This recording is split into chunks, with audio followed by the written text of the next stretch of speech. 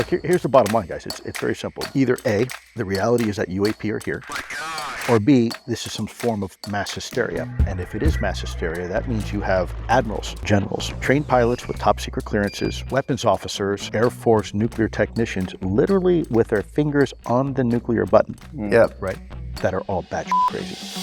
Lue Elizondo. Lue Elizondo. Lue Elizondo. Lue Elizondo. Lue Elizondo. Luis. How are you? What is going on? Is aliens? We call them UAPs. Non-human. NHI. Tic Tac. Black cube. Jellyfish. Glowing red. Triangular craft. Better than our airplane. That's nuts. You can't stop a United pilot from posting a TikTok. The white lettering under interference syndrome injuries. What's going on there? I have to be careful answering that question. Okay, no worries. Are we ready to tell the American people the truth about UFOs?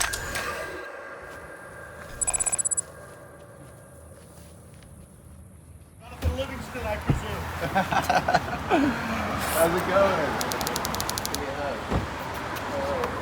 Hey, brother. How are you? I'm good, man. We got the whole crew back in action. Excellent. Let's do it, guys. After you. Hey, gents, by the way, you're not going to believe this. This gentleman here, Mr. Hill, was living here in Washington, D.C. in 1952 during the famous UFO incident here over Washington, and he was a witness. No way. We just picked it up right now. Him and his father were sitting on the front porch, and he actually witnessed the UFO event here over the Capitol building. One of the last few people that I know that actually can tell this story. We got to interview you. I literally just met him right now, what, about 10 minutes ago? Yeah. You know who this guy is? Yeah, I knew the face when he came to the door. I said, I don't know what you say. You know, I told him he should have just turned me away from the door. Absolutely not. First off, I want to give a huge thanks to Delete Me for sponsoring today's video. Today's guest is the man behind modern UFO disclosure. Hate him or love him, there's a high chance you wouldn't even be thinking or talking about UFOs right now if it weren't for this man and his work over the last 8 years. What's it like to be me? I wouldn't want anybody to have to be me.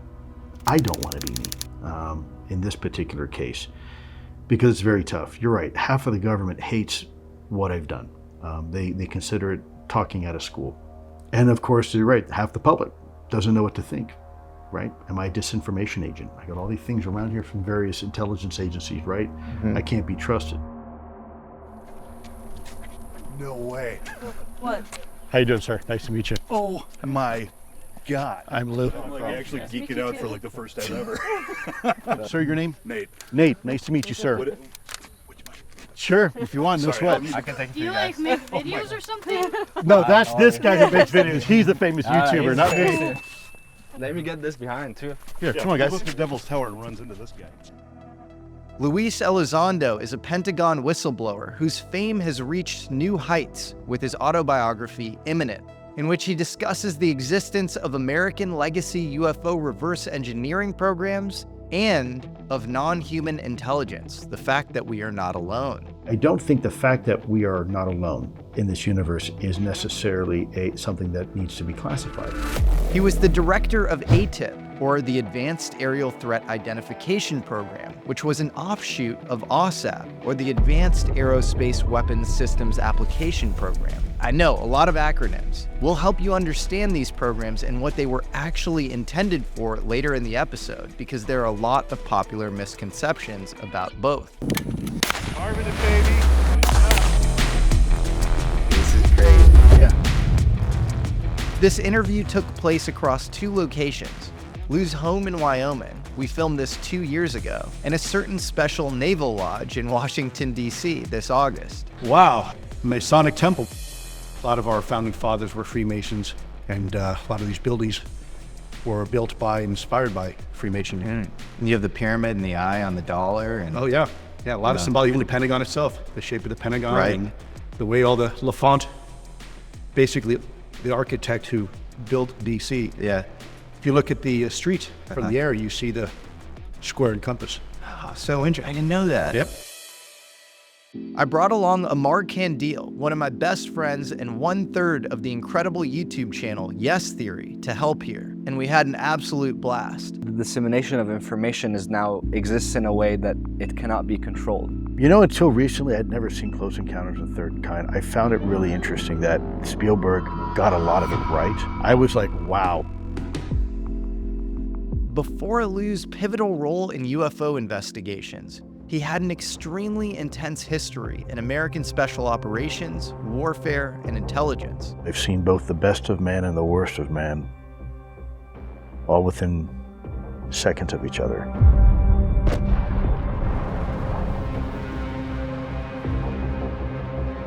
His father, Lue Sr., was a Cuban exile who originally fought shoulder to shoulder with Castro. After falling out with the Cuban communists and coming to America, he became part of the CIA's Bay of Pigs invasion to topple Castro. Finally, he joined a hardcore militant group of Cuban exiles called Alpha 66 that engaged in all sorts of very interesting rogue operations for three-letter agencies. Alpha 66's explicit mission was to eventually invade Cuba and topple Castro. This was the environment Elizondo grew up in. Little Lue knew how to work every gun under the sun. Here's how you cock this. Pull it back, let it go. Bang, bang, bang, bang, bang, bang, bang, bang. That's insane. He went on to fulfill a pretty badass career in American defense and intelligence, protecting the US's most advanced technologies, running intelligence efforts against ISIS, Al-Qaeda, Hezbollah, the Taliban, and FARC. He's been deployed across the world, and he even held a leadership position at the notorious Guantanamo Bay. Perhaps most importantly, he was a liaison to the Special Access Oversight Committee. Why does that even matter? Because this committee deals with the most sensitive, unacknowledged programs in our military. Finally, according to future guest of this show, Matthew Pines, Lue even was a member of the U.S. Army Intelligence Support Activity Group, otherwise known as Gray Fox. This was a tiny elite of the elite special missions unit that goes into hostile territory before Delta Force and JSOC. And if you know anything about JSOC, they might have a thing or two to do with UFO crash retrievals. Does the DOE currently work with JSOC? We work with all of the security entities around the federal government. Do you guys work with JSOC? Yes or no? Yes, we do. Okay. Everybody says, well, I want to know the truth. Okay, but how much of the truth do you want to know, and how much should we know? In 2017, after trying to brief General Mad Dog Mattis on UFOs and having the door shut in his face by some bureaucratic intermediaries, Elizondo, along with his friend, former Deputy Assistant Secretary for Defense Intelligence Chris Mellon, decided to go off script. They took matters into their own hands, and they got 3 UFO videos cleared for release by the Pentagon. They took those videos to the New York Times for a bombshell article that was released in 2017.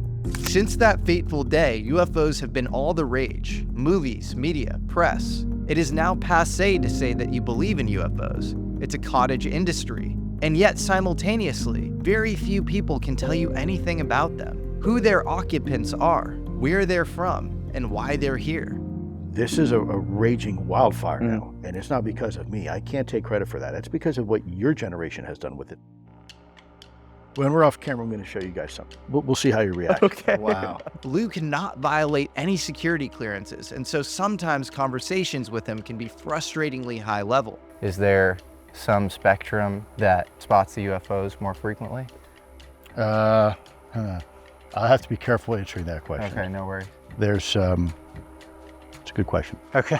But if you suspend your cynicism for a moment and actually take some of his high-level analogies as very important puzzles to decode, core truths underneath layers that need to be peeled off carefully, this interview has a startling amount of information. Okay, I'm saying this, not you, but I think infrared is interesting to look at. It is. Yeah. Infrared can tell you a whole lot of stuff. Yeah. Specific bands of it. Yeah. We know that UAP are interested in nuclear capabilities and our military capabilities. It's no different than we go to the Serengeti and we watch the cheetahs preying upon the antelope. You know, it's interesting to watch. What is their hunting techniques? What are their capabilities? There's a lot of occult history in NASA.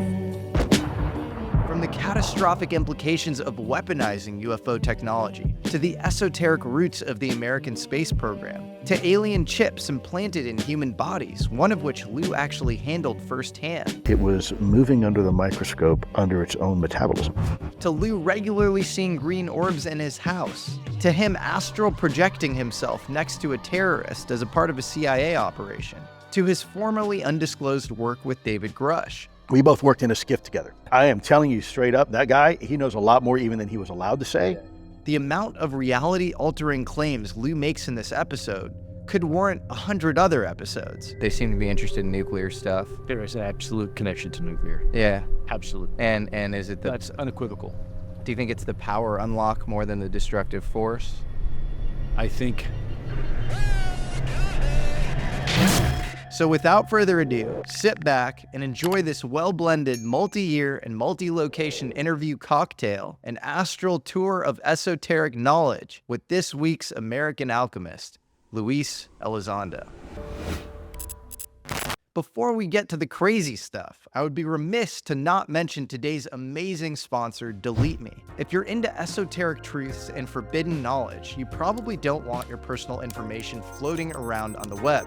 Seriously, for most of us, it's everywhere. You have these sketchy data broker sites buying and selling your data, your name, your age, address, photos, phone numbers, even your social security number.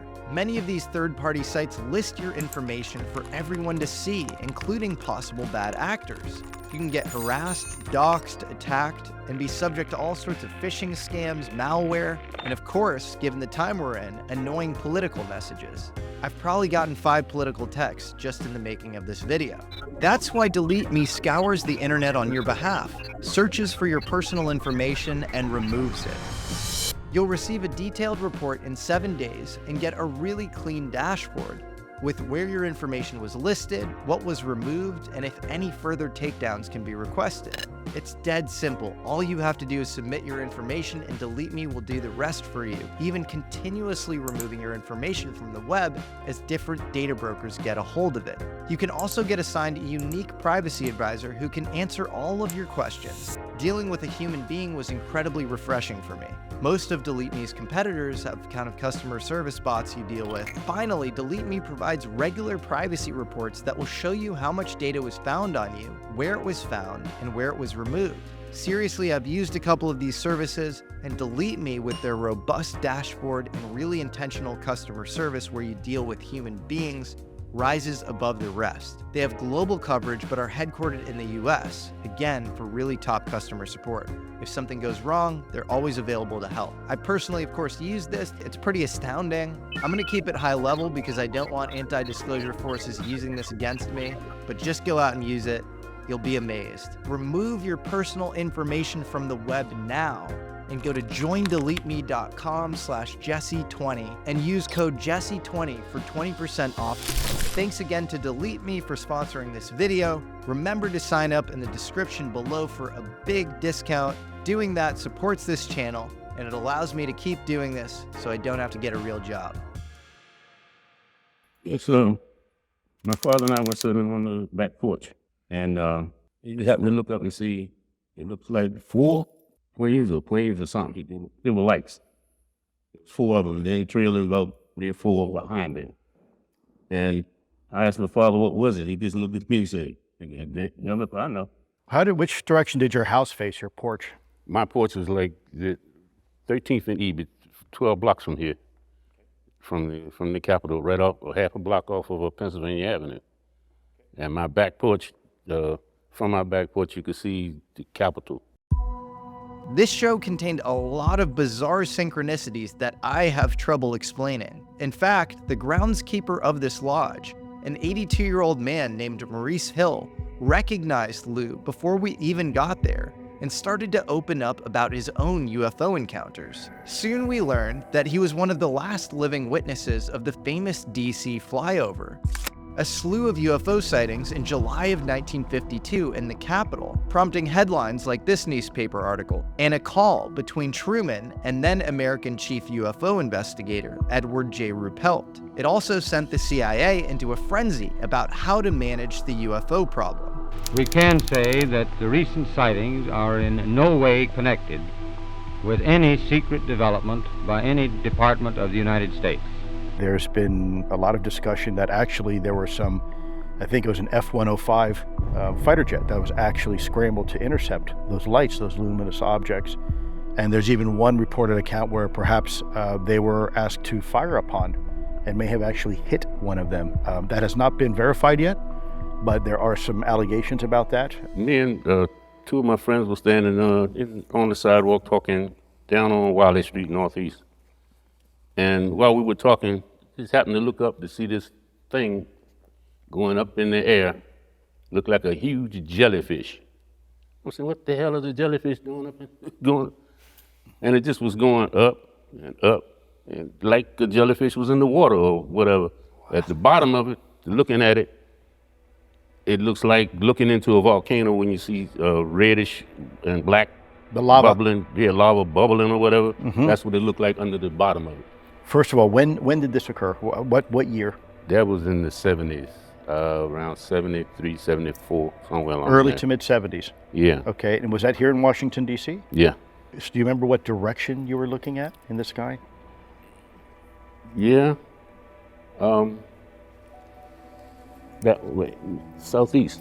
How far away and how big was the object, if you had to guess? That thing was big. It was about the size of maybe a car, like a round, but it was round, about the size of a car. And it was about, when I first saw it, it was like looking at that. And then it looked like it was just going up and up and up. Almost like a parachute? Is that a... Yeah, like a parachute, okay. But it was just going... Interesting. Well, how high is this? About 30 feet? Yeah, we're roughly about 30 feet. Well, that was about 45 or 50 feet. That's just pretty a little close. higher than Wow. When UFO researcher Jeremy Corbell released a video that was caught in Iraq in 2018 of a jellyfish-shaped UFO, I have to admit I was a bit skeptical. It just felt like the object looked like none of the other discs, tic tacs, saucers that get reported. It was extremely high strangeness. And so hearing this groundskeeper, Maurice Hill, saying that he himself had had an up-close and personal encounter with a jellyfish-shaped UFO was actually pretty mind-blowing and was fairly confirming for me. Well, thank you for your time. Yeah, really sir, it's been an honor and privilege. Thank you very Absolutely. much, Mr. Hill. Oh, you're welcome. Thank you for telling that story for us. So, That's amazing. Yeah. Both the DC flyover and a jellyfish. Right, and by the way, there's other accounts of jellyfish. I didn't know. Yeah. That's fascinating. Oh yeah, there's actually a DVD on it. I actually can send it to you, yeah. Are they dropping anything? Because I know there's some cases where there's molten lava and whatnot. Yeah, well, it's some there's a reference to something called angel hair, which refers to a slewing off or sloughing off of the outer layer of the vehicle, and it drips down onto almost like a residue or like molten metal on the ground. And that is referred to as angel hair. I talk about in my book that the external part of the craft may be ablative, sacrificial. That's why there's a lot of layers. Potentially what happens is that when it's juiced up, there is an interaction between the energy source and the outside of the craft, which is actually the engine. It's not actually an engine inside. Mm-hmm. And that is what creates that bubble. But every time you juice it up, you lose a layer. I see. It's disposable. Correct.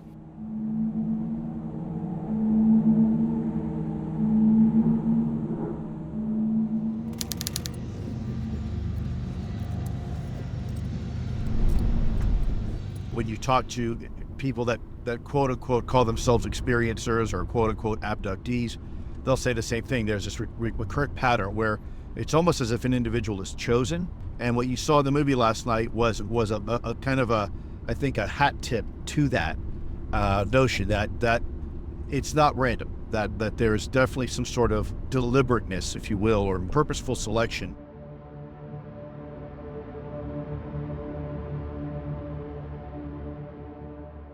You handled an implant, and it was the Department of Veterans Affairs gave you this implant. That's you describe it as these fibers, these spindly fibers, and then you sort of you get those away from the thing. It's this like microchip. Is that right? Or so let me give you the best explanation I can. Imagine a little square piece of metal that was iridescent, meaning different colors, purples and silvers and different colors. that was entombed in a soft, gelatinous, what appeared to be human soft tissue. If you were to remove a tissue sample from somebody, maybe about this big, and inside there was a foreign object that was metallic, it appeared to be metallic and multicolored.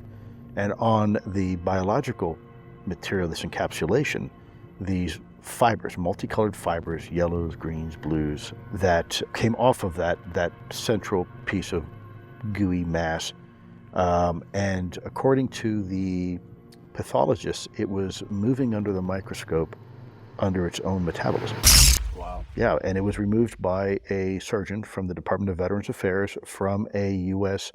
veteran who claimed to have a up-close and personal contact with a UAP. Occupants or just UAP? I don't know about that particular case, and I have to be very careful. If there's an implant, HIPAA and patient confidentiality. Where do we have any sense of where that implant is, or? We have an idea. Okay. Are you familiar with Whitley Strieber's story? I am not. Well, so Whitley has an implant in his ear that has been documented under like an X-ray, and in an attempt for him to extract it, it had the same behavior. It evaded the surgeon. So we have someone right now. There's a person at one of the aerospace corporations. I cannot say their name because I don't want to get them in any kind of trouble. But they've had something moving in their body now for several years, and they keep locating it in different parts of the body. Wow. Yeah. And I've asked Whitley about it because he was at the Seoul conference, and I asked him like why he never removed it. And if I remember correctly, it was something around like he felt like maybe this was the NHI's way of communicating with him, and he didn't want to interrupt that.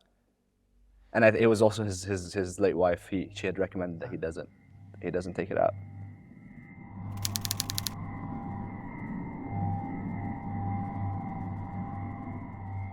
I know that there's a story about Edgar Mitchel, who was a naval astronaut, who said that in a training mission over Germany, he saw over multiple days a squadron of like 9 UFOs that flew in all these different formations, and he had footage of them. They said that when he got back to the U.S. in Washington, as soon as he landed, a military plane landed, took the footage, never heard about it again.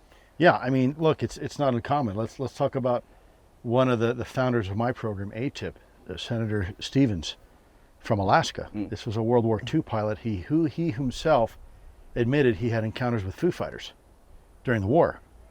Okay, and this is a senator.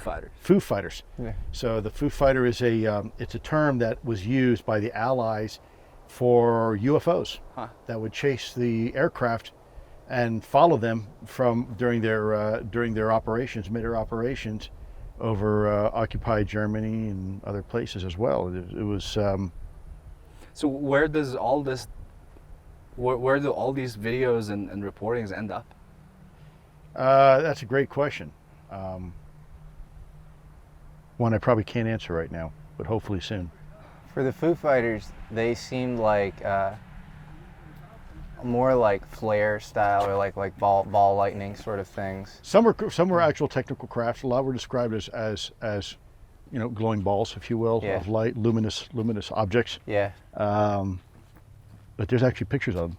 So why did so many? Because the Foo Fighters were famous 1944 and 1945 in a specific kind of triangle of southern Germany. So why do you think those things kind of popped up there specifically? Well, military operations, right? We know that UAP are interested in nuclear capabilities and our military capabilities. So what was going on at the height of World War II? Well, winner takes all. Both countries are trying to be the first to develop the atomic bomb, right? And a lot of new technology was being fielded by both sides in a winner takes all scenario. So, if you wanted to see how it's no different than we go to the Serengeti and we watch the cheetahs preying upon the antelope. It's interesting to watch. What are their hunting techniques? What are their capabilities?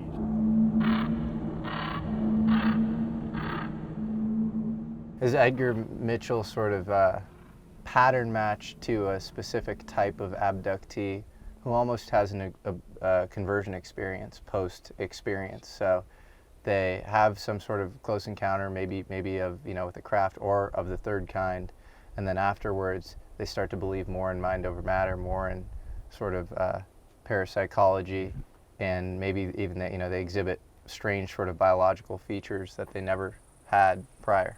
Well, a lot of people who experience life-changing events, no different than PTSD, right? And soldiers who suffer some sort of trauma or drama, that changes you. Yeah. It will change you. It can change the way you think, the way you perceive.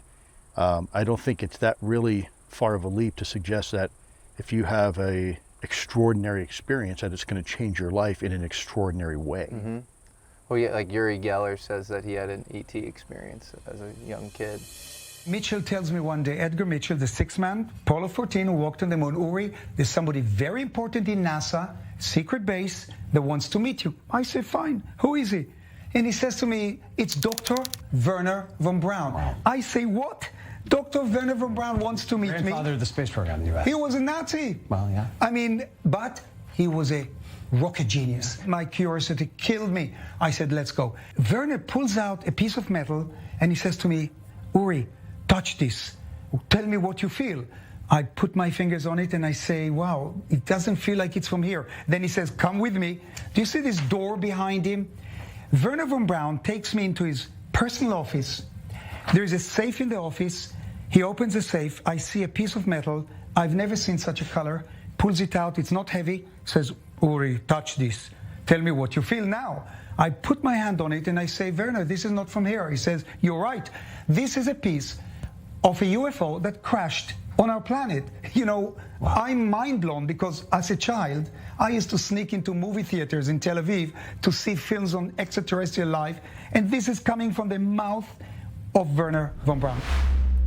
I think he was part of the starting of Stargate, right? Originally,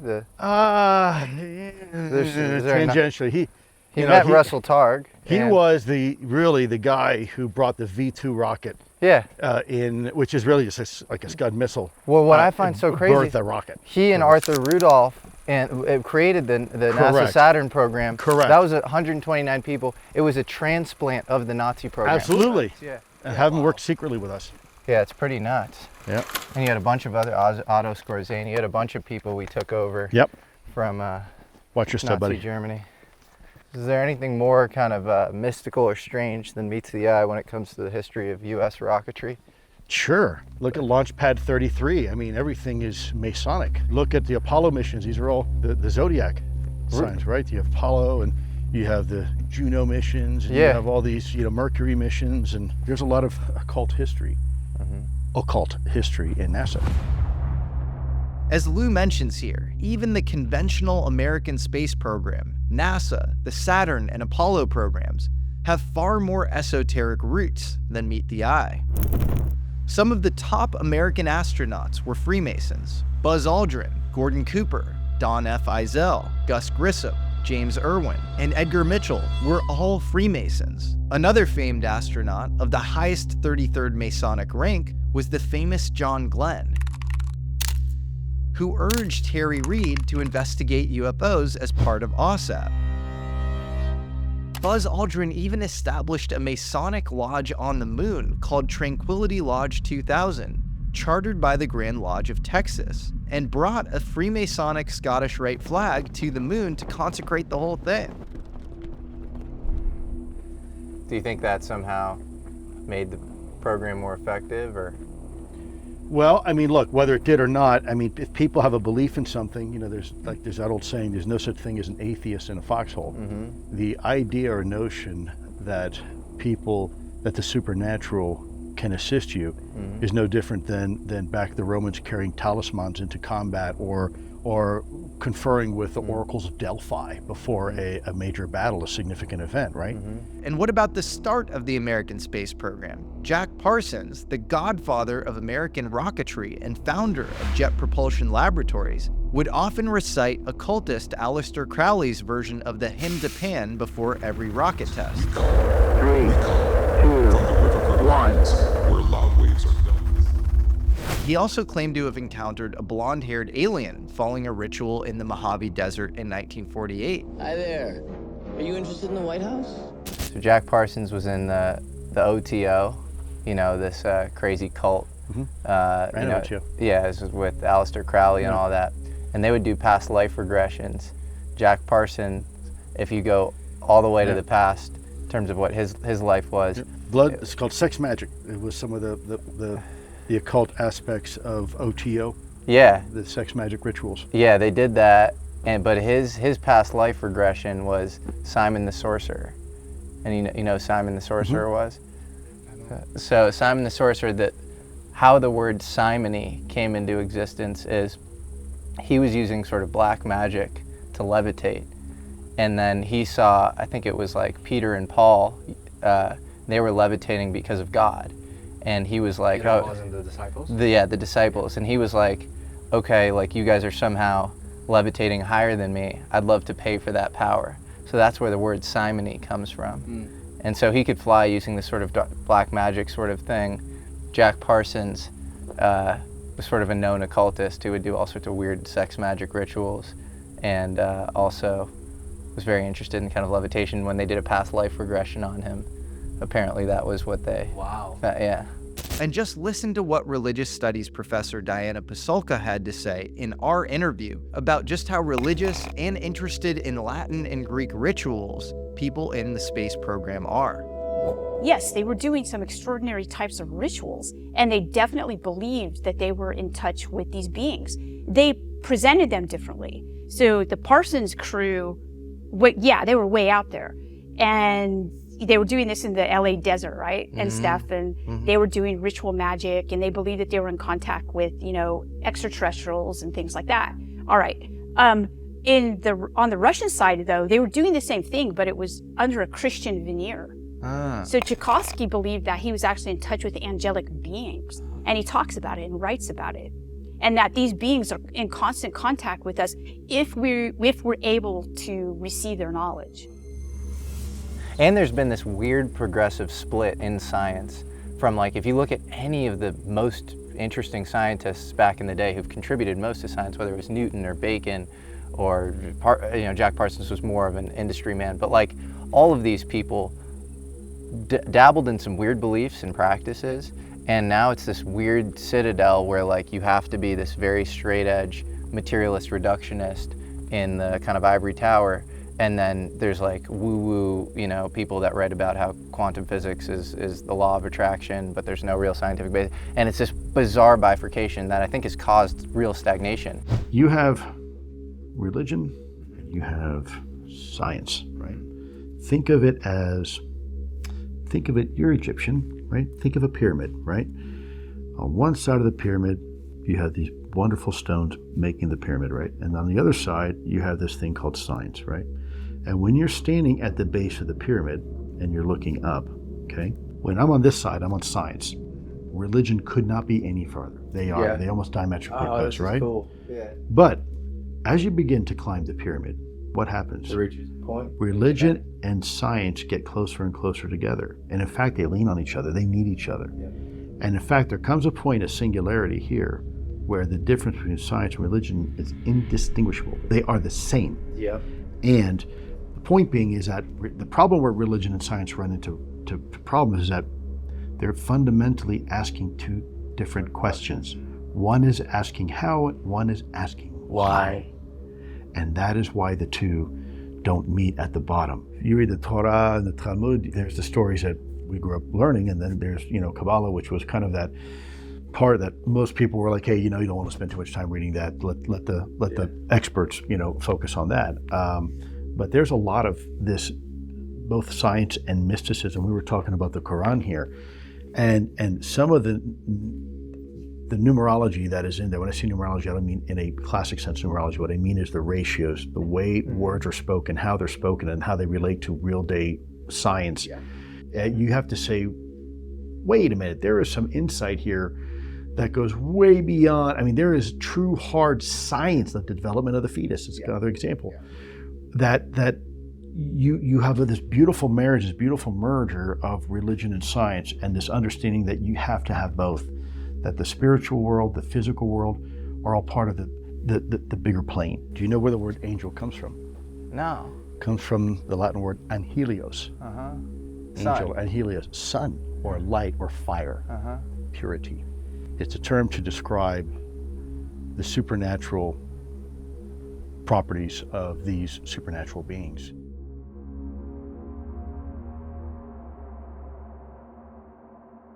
Do you think that, rumors that the Nazis had a flying saucer, do you think that's Shriver or Mita?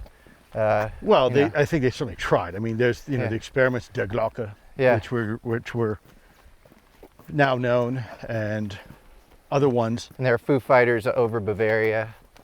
But in reality, they did not have the technology that we're seeing today. Mm-hmm. They just didn't.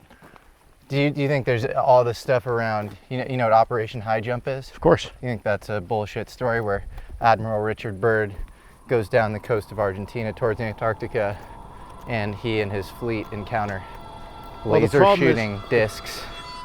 The problem is they also said a lot of other things, right? They found green spaces in Antarctica and other things, and the problem with it is you can get on Google now, you can see for yourself. That's bullshit. Yeah. Do you think there's nothing to the Nazi or Hitler fascination? No, they were fascinated in Antarctica. They had several missions down there. Yeah. I mean, it was a hidden continent. Yeah. I mean, no, there was absolute truth to that. Yeah. The question is, were they successful in exploiting it? Yeah. And the answer is probably no. Yeah.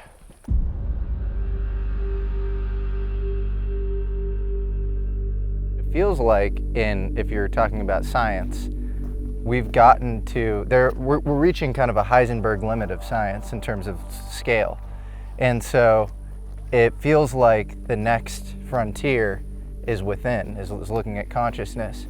And all science goes through, the mind-body problem, it goes through a fundamental epistemology of consciousness. So do you think that that's somehow super important for the next scientific paradigm or breakthrough? Or? Well, yeah, I mean, look, when you ask a computer to do a calculation, right? The computer has basic programming. Is it DOS, right? Is it Windows-based? And that will tell you the limitations of its processing capability. Yeah. We're no different. Yeah. We're just biological computer systems. Yeah.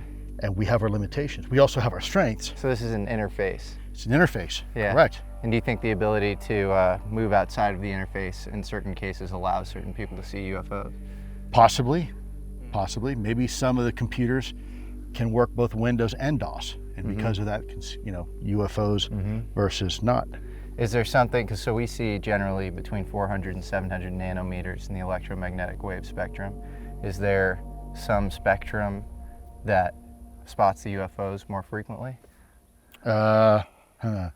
I'll have to be careful answering that question. Okay, no worries. It's a good question. Okay.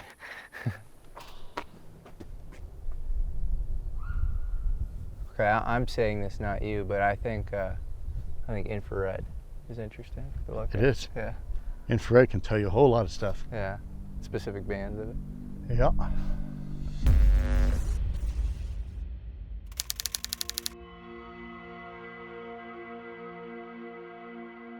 I was contacted by a CEO of a think tank in Washington, D.C.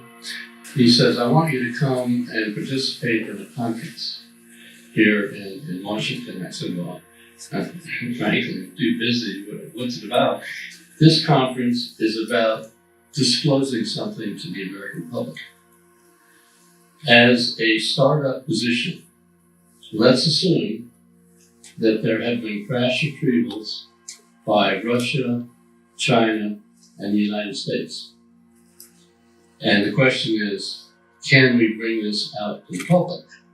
Hal Puthoff was at the Seoul conference last year, and he told a very interesting story of actually the George W. Bush administration, where they're doing this kind of net assessment. He told that story? He told that story publicly. Really? Yeah, in front of an audience. Never thought that conversation would come out. And it's on YouTube now, so. That actually occurred. That was a real conversation. I'll bet you know what, probably not a whole lot of people know that that YouTube is out there, because when I knew about it, it was very, very, very, very sensitive. Yeah, so he says some pretty crazy stuff. He says that George W. Bush was very interested in disclosure, he and Cheney, and they were thinking about, disclosure, and they did this sort of net assessment study on it with their national security. Well, Bush's father was aware. He was briefed into the UAP. Director of the CIA for a very long time. Correct. And there's a backstory there too. I'm probably not at liberty to discuss, but George Bush Sr. was briefed into the UAP reality. And so Junior is interested in possible disclosure. They come out of that study under Stephen Hadley, National Security Advisor at the time, basically saying that we actually don't think full disclosure is good for humanity. The fact that George W. Bush contemplated UFO disclosure is fairly mind-blowing. It's especially interesting in light of the revelation my friend Walter Kern broke after his conversation with David Grusch. And I said to him, who among all the people in society is keeping this secret? Who sits atop the pyramid of classified information? He said, Dick Cheney.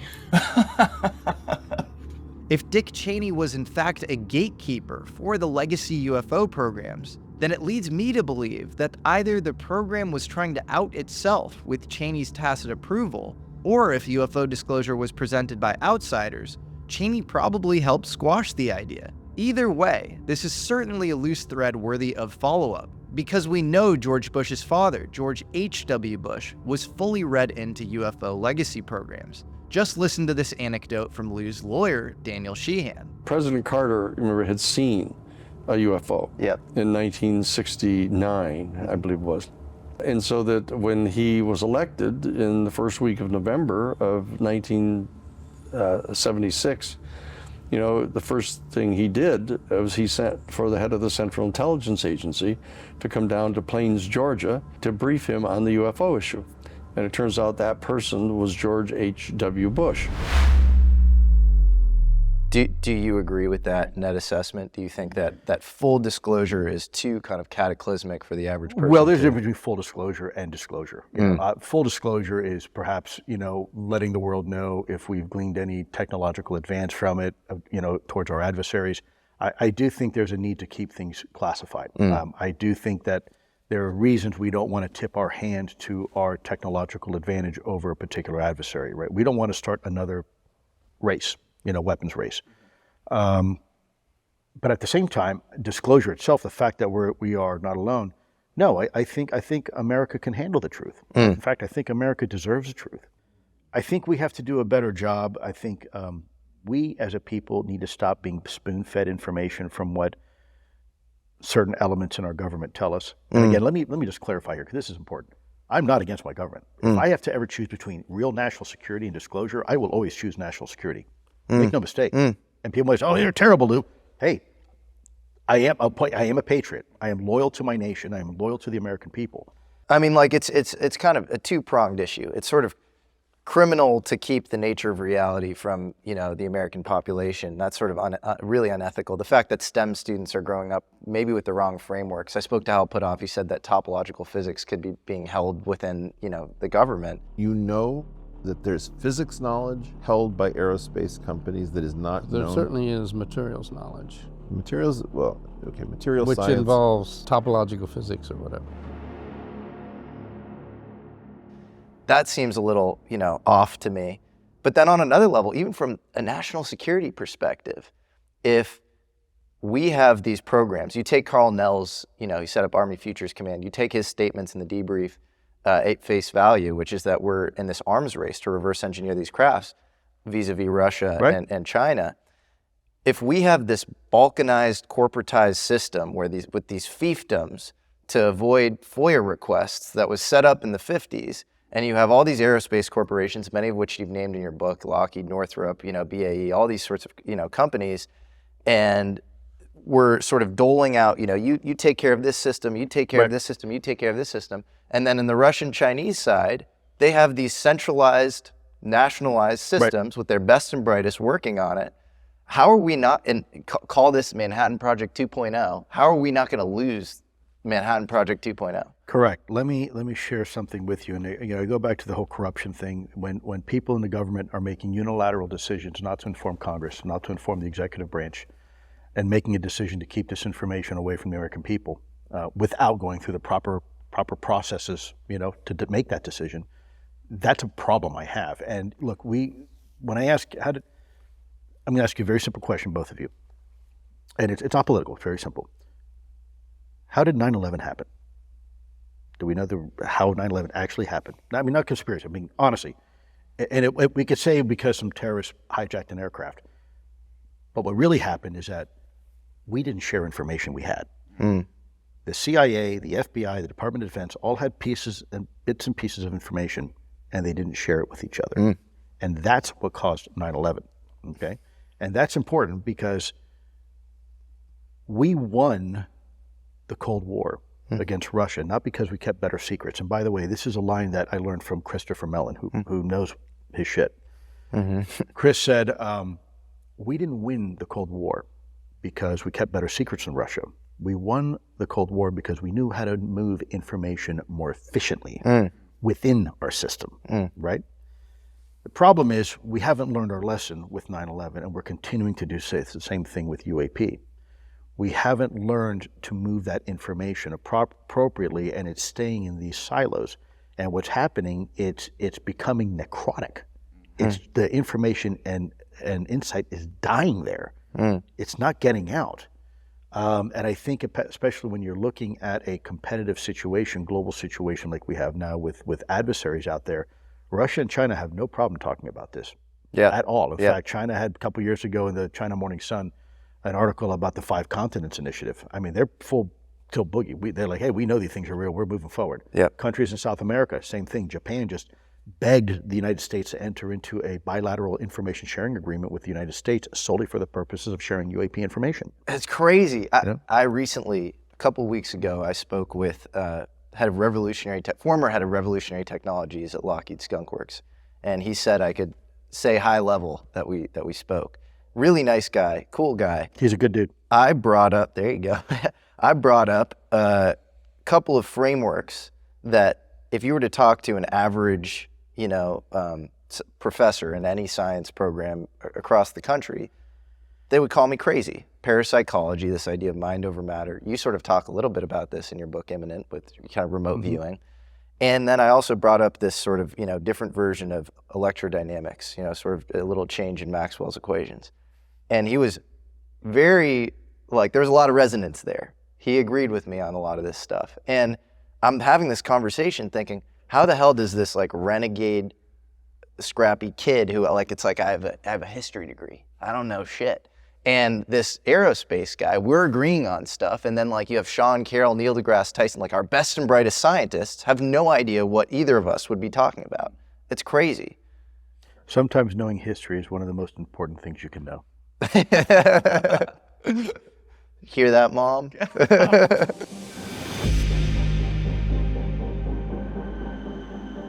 They seem to be interested in nuclear stuff. There is an absolute connection to nuclear. Yeah. Absolute. And is it That's unequivocal. Do you think it's the power unlock more than the destructive force? I think I'll save that when I'm not mic'd up. Yeah, no worries. So let's look at this real quick. You have the fundamental understanding of space. You have points A and points B, okay? Now, you and I, if I want to drive from, let's say, here in Wyoming down to Denver, Colorado, that's expressed as a function of distance over time. And I could have gone 400 miles and it took me 8 hours and I express that linearly, right? So here I am here and it takes me 8 hours. And if I had the ability to warp space-time, not even that much, you don't have to fold it. All you have to do, watch this, if you have the ability to just compress space-time a little bit, just a little bit, now watch this, right? I'm going to show you this.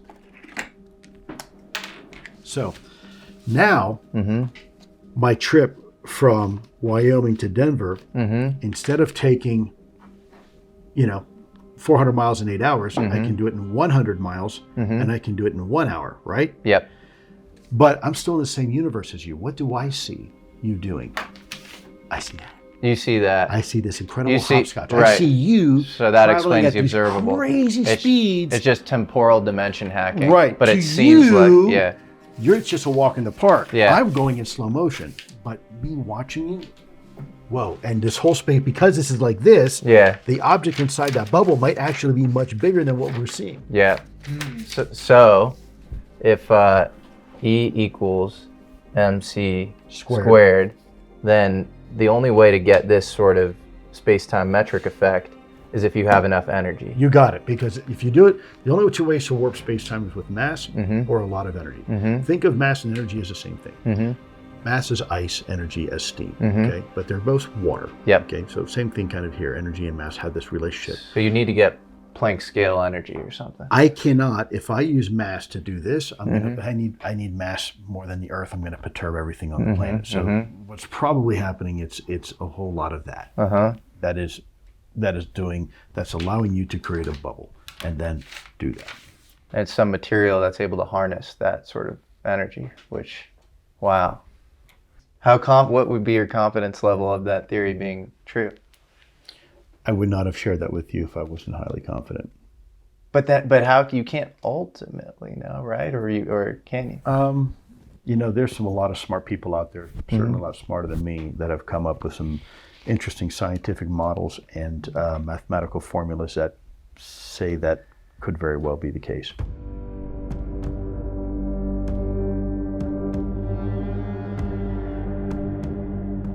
AATIP stands for the Advanced Aerospace Weapons Systems Application Program, a Pentagon program that ran from 2007 to 2012. Harry Reid, the Senate Majority Leader from Nevada, with a deep personal interest in UFOs, Daniel Inouye from Hawaii, and Ted Stevens, Senator from Alaska, who had seen a UFO as a fighter pilot in World War II, all provided a $22 million contract to Bigelow Aerospace to basically study UFOs and paranormal phenomena at Skinwalker Ranch. But as we've heard from UFO whistleblower David Grusch, the original intent of the program was actually far more ambitious. So Lockheed Martin wanted to divest itself from this material at a specific facility that's known to me, that I provided to the Inspector General. And the idea was, if they made a catcher's mitt, a security catcher's mitt for this shit, at, most serious SAP possible, the contractor and the other government customer, which was the Central Intelligence Agency, for that specific Lockheed material, and it was shit that they recovered from like the 50s and stuff, and it was like bits and pieces of like hull structure, shit like that. So they were going to tech transfer it, and the $21 or $22 million was actually for Bigelow Aerospace to build out, facilities in Las Vegas and material analysis equipment. But going back to that transfer with Lockheed, basically the CIA said fuck you to DIA and Lockheed, and it was totally killed. So Harry Reid's request to get the material transferred to the AATIP program was totally killed because of bureaucracy and kind of fiefdom stuff. So AATIP was actually set up to transfer a UFO held by Lockheed Martin to a special access program to get some outsider civilian scientist eyes on it.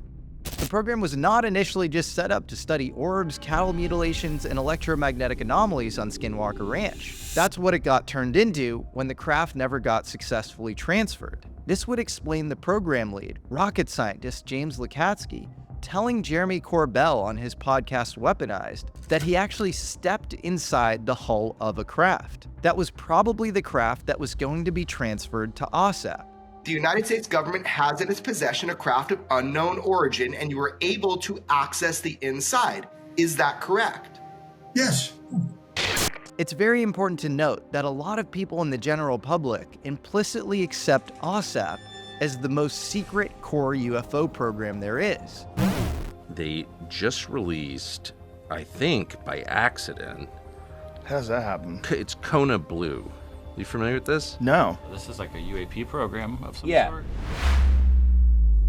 Just think about it. Lockheed spends roughly $85 million on a single new F-35 fighter jet. Do you really think that the same company that builds the F-35 would only spend $22 million on investigating an off-world craft they discovered? No, absolutely not. But say you have an incredibly secretive UFO program involving only people who've signed the most hardcore of NDAs. As time went on, maybe it would become harder and harder to get talent from the outside world. Maybe you'd find yourself competing with Chinese and Russian equivalents that are far more centrally coordinated. And maybe what you'd do is set up a limited hangout, whereby you'd transfer some of that technology without saying too much about it to get some outside eyes on it, so that some new physics, biology, and aerospace talent could look at these mysterious vehicles and contribute their input. You'd probably learn a few things this way. Number 1, who is worthy of being initiated into the program? Number 2, how much money would allow adversaries to successfully understand or attempt to reverse engineer a UFO that they've found? Number 3, what are effective ways to throw people off the trail? And number 4, what are the most effective but limited information sets you can give out so that only the most qualified initiates can discover core truths? The person involved in transferring this UFO to OSAP was VP of Lockheed Martin Space Systems Advanced Technology Center, a guy named Jim Ryder. OSAP was originally intended to skip out Bigelow Aerospace facilities in Las Vegas due to a UAP material divestment plan proposal to OSAP leadership by Lockheed Martin Space Systems Vice President Dr. James Ryder, now deceased. I urge everyone to listen to this talk Jim Ryder gave called The Garment of God. If you wanted to study certain kinds of things related to what's called ESP in the United States, you had to hide it very carefully because you were crazy and then the government didn't want people to think they're supporting crazy stuff. But if you wanted to do the work in Russia, go right ahead. Fine, here's your money. Because they're not caught in the religion that says it's not possible. I have to say, I found myself agreeing with just about all of his philosophical and scientific frameworks. But he says things you would never expect a prime defense contractor executive to say. He speaks about love as a physical force, and divine love being the highest example of that force. He talks about the law of attraction, of extrasensory perception and psychic abilities, of an electrically polarizable vacuum, even of the relationship of electromagnetism, the human body, and healing. He even speculates that gravity is an electric dipole. I highly recommend you listen to this talk. I'm linking it in the description of this video. One of the stories in Imminent, which is maybe the most mind-blowing, is that you and some CIA colleagues, there's a terrorist in custody, and you guys are engaging in remote viewing protocols and you're testing out how effective they are. Do you want to say what happens here? It's absolutely wild. Yeah. Hal Puthoff is kind of the godfather of the CIA's remote viewing program. But basically, it is a fact that the U.S. government, the intelligence community, were taking spies and soldiers and teaching them to conduct what in the vernacular you call psychic espionage. And then, by the way, the Russians had a program too. So it wasn't just U.S. trying to, pull something out of thin air, again, no pun intended, but so were the Russians and other countries. And there were some very effective cases where, it was very, very compelling, the data. There was no way you could repeat it without getting those conclusions without remote viewers. So I was at the Pentagon. I also managed, when I was running the UFO program, I was running portions of Guantanamo Bay involving high-value detainees. And we decided to conduct an experiment where a few of us would get into a skiff. We had a brown bag lunch, and we maybe thought we could try to remote view. And I had been to the detention facility before. I gotta be really careful what I say here. I can get a hell of a lot of trouble. Not realizing if we were effective or not. And then lo and behold, not too long later, a major news media article came out, I'm not gonna say which one, that detailed this detainee's experience with what apparently the detainee perceived as 5 white figures over his bed, shaking his bed. So I called up Hal Puthoff and I told him, I said, "Hey, boss, I think we need to stop because it's now on the front page of the newspaper." I might not have been the front page, but one of the front pages of the sections there. And he kind of chuckled and he says, "Yeah, there was another time where I had told Hal, I said, I have a really bad feeling there's something going to happen with the DC Metro within 90 days, and I can smell fire and smoke, and I'm very concerned." And he said, "Okay, we'll log it." And on the 89th day, talk to Hal about it. On the 89th day, there was a fatal fire on the red line of the Metro in DC. Now, with that said, listen, that doesn't, people say, "Oh, woo-woo mumbo-jumbo." Look, guys, I think there's a very scientific explanation. I think most people can do it. I think probably it's a vestigial capability that we've had for a long time as a species before we had, the sophistication of verbal communication. Look, when two dogs come into a room, there's this nonverbal communication. It's probably something very similar. I think it's probably based in quantum physics, if I had to guess. We don't quite understand it yet, but it's really not that special. A lot of people, when you get to a hotel and you pick up the phone and you call a loved one, they're like, "Oh my gosh, I was just thinking of you," right?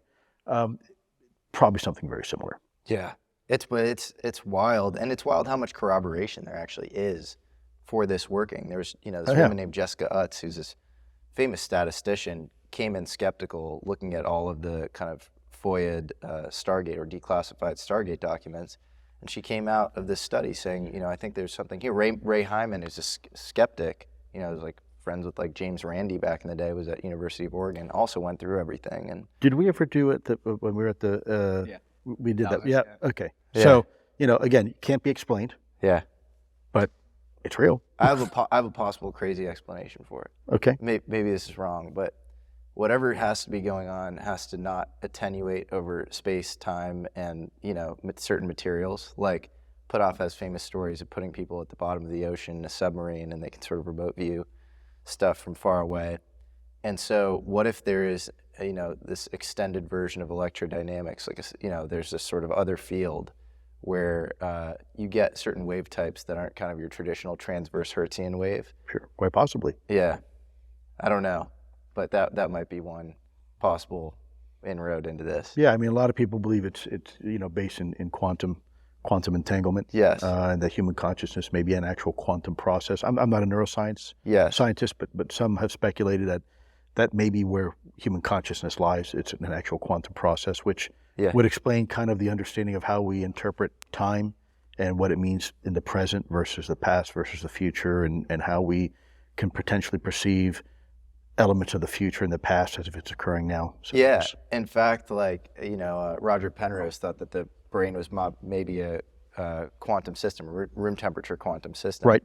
And so in quantum computing, you can reverse qubit positions across quantum computations. Right. And so even people building quantum computers think that maybe you can send information back in time in a working quantum computer. Well, even the holographic theory too. I'm not saying I believe it necessarily, or I don't, but there's interesting elements there where you have in holographic theory you have a three-dimensional representation of an existence of reflection that is actually something else on the opposite end of the universe, and that all information there is there for all time, and that we are living in what they consider, what some scientists have called a holographic world. It's called holographic theory. Very interesting. But as we study black holes and the event horizon more, and we begin to learn about Hawking radiation and information being lost versus stored, there's some interesting theories out there.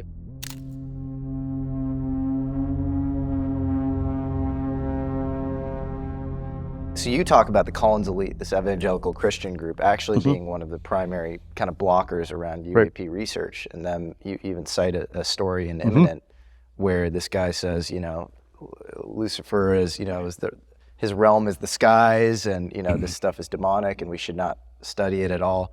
I believe there was a program at Wright Airfield called STAC-5, STAC-5, and they were doing these kind of bizarre magical protocols, ceremonial magic, and a lot of these people were CIA people from the Collins Elite, and they came out of that being like, this stuff is demonic and we shouldn't touch it. And maybe the thing that you've experienced more of is the Skinwalker Ranch stuff, where people come out of being at Skinwalker Ranch, studying stuff there, and they say stuff follows me around in my home, and I have to rid myself of it. I told you I went to Skinwalker Ranch right after I saw you a couple years ago. I smelled sulfur, and I was like, I got to get the hell out of here. Yeah. And I had a kind of not the best couple of weeks after that. And so, again, maybe it's the same thing that we've looked at in the past when it comes to angels and demons, and then the question is, what is that? I don't know. Those are just different nomenclature. But well, look, if you're going to go to the scene of a fire, don't be surprised when you come home and your shirt smells like smoke. Right? Same thing. But it may not be necessarily tangible, but perhaps there's leftover residue. Call it that. I think the problem is that we have done such a good job in taking the things that we don't understand And because we don't understand them, tucking them in a corner and saying, it's weird, it's bad, it's paranormal. But when you really look at what the word is, we have stigmatized that word. The reality is if the word para is Latin. It means above or beside, that's it. And so when I say parachute, what do you think of? You think of a device that deploys over your head and you float down and hopefully hit the ground more with a thump instead of a thud, right? If I say paramedic, you think of a first responder, somebody who's good, who's in an ambulance there to save your life. But when I say paranormal, people tend to... Spooked out, yeah. Yeah, they kind of look at you and say, what do you mean? They kind of look... And my point is that the word paranormal is no different than any other word with prefix. We have made it weird, but the truth is everything in science, by definition, everything is paranormal until it becomes normal, right? Whether it's a cell phone or Wi-Fi or electromagnetic spectrum and things like that. And so we have to really do a better job of policing ourselves and avoiding this unnecessary stigma. This is why I said before, tomorrow's technology seems like magic today.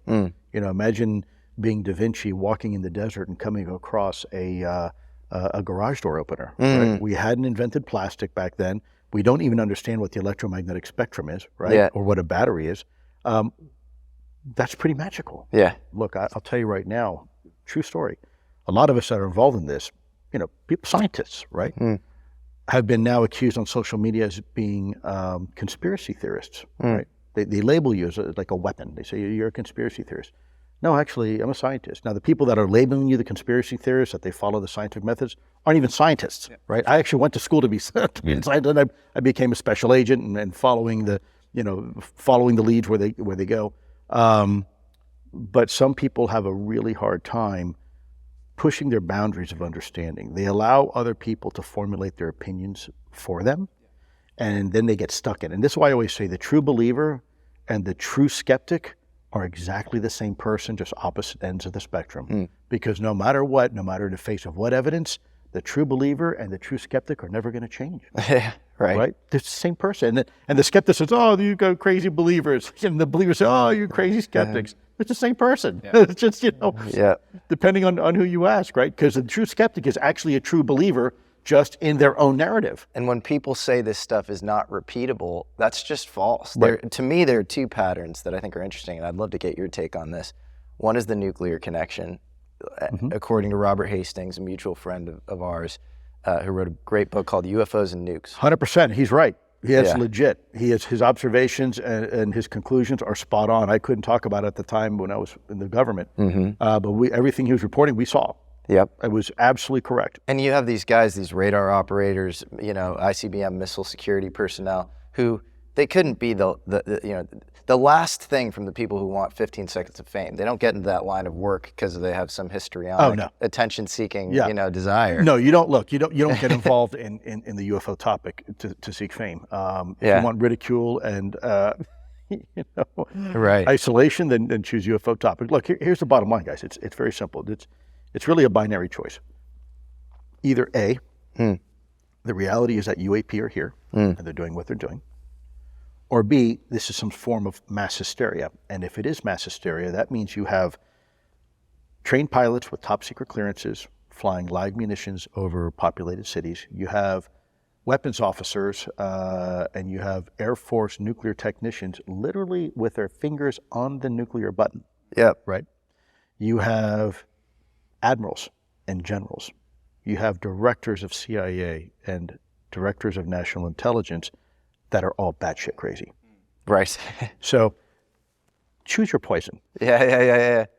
Which is a bigger problem? Well, first of all, what's even more scary, if it is a mass delirium, then we've got bigger problems on our hands. That's what I tell people. I say, if your null hypothesis is that there's some cabal that is controlling all of this, that's crazier than just admitting that there's some sort of intelligence beyond humanity. David Grusch, July 26, 2023, testified before Congress. American hero, amazing guy. And he said, and a friend of ours, and he said some pretty crazy things. And one thing that I think is not often spoken enough about. Well, let me just interrupt. He may say what people think are crazy things, but he's not crazy. I'm telling you right now, I worked with the guy. I can't say where. I've been asked not to say where. We both worked in a skiff together. And he had every access that you needed to have, and he saw the same information I did. So I am telling you straight up, that guy, he knows a lot more even than he was allowed to say. You know, anybody out there who wants to go ahead and poo-poo Dave and say, well, you know, this is anecdotal. No, it's not. He was, oh, well, he talked to 40-some witnesses. It's all secondhand. No, it's not. That's the only thing he can tell you. But I'm telling you, there's a hell of a lot more that if he was allowed to say, people wouldn't say that about him. I've gotten to know him pretty well, and he's just incredibly smart and hard. Yeah, and it's a tragedy what they did to him. You know, I'm not surprised. They tried to do the same crap to me. You know, they try to dig up anything and everything. Fortunately, I've had a very, very clean background.